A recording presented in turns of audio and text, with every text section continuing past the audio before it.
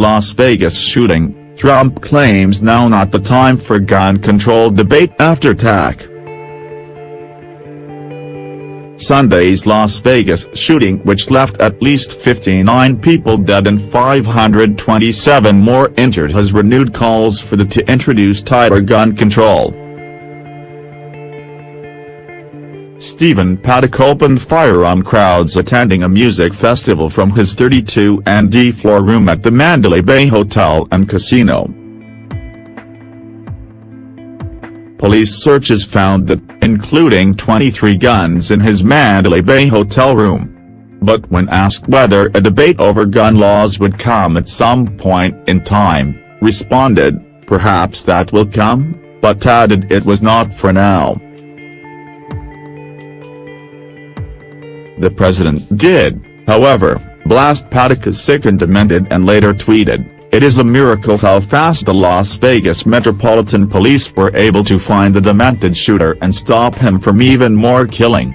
It comes after it was revealed the Republican." Shortly after his inauguration, Trump signed a bill which would roll back an Obama-era regulation demanding gun checks for people with mental illnesses in February this year.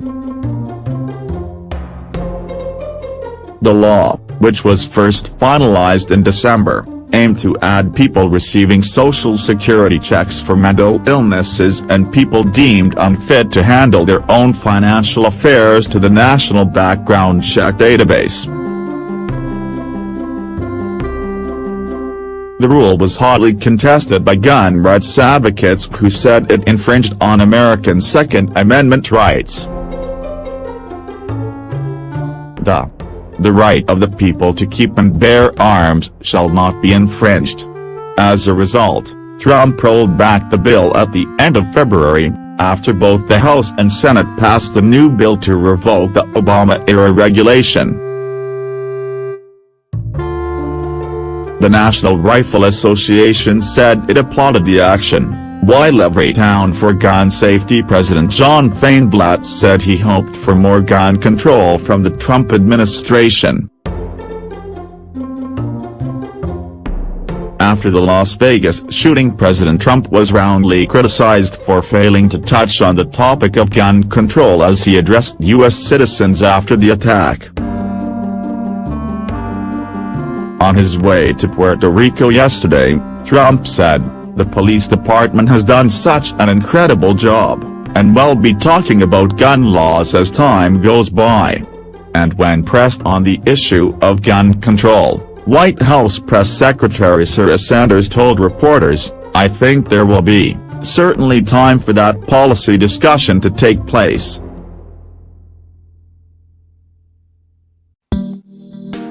But that's not the place we're in at this moment. However, in the past Trump has not been shy in expressing his views on the Second Amendment and, as with many of his other views, he is perceived to have. Throughout the 1990s and 2000s, the star of The Apprentice spoke out in favor of a partial ban on assault weapons, criticizing Republicans who walk the NRA line and refuse even limited restrictions on gun laws in his 2000 book The America We Deserve.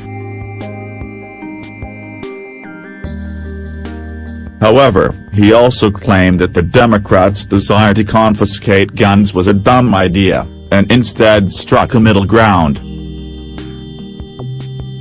In an extract from the 304-page policy book, Mr. Trump told readers, "I generally oppose gun control, but I support the ban on assault weapons and I support the slightly longer waiting period to purchase a gun."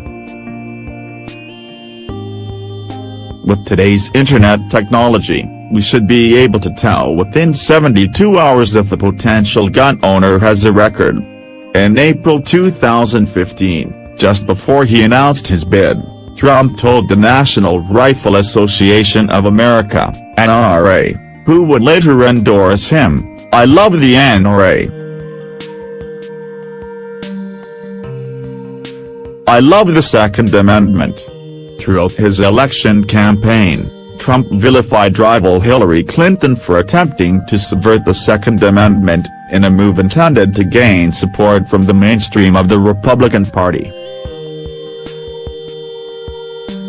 Since the shooting in Las Vegas on Sunday night, Trump has given little indication of what potential policy changes are to come next, despite widespread calls for action. During his speech yesterday, he said, "In times such as these, I know we are searching for some kind of meaning in the chaos, some kind of light in the darkness. The answers do not come easy.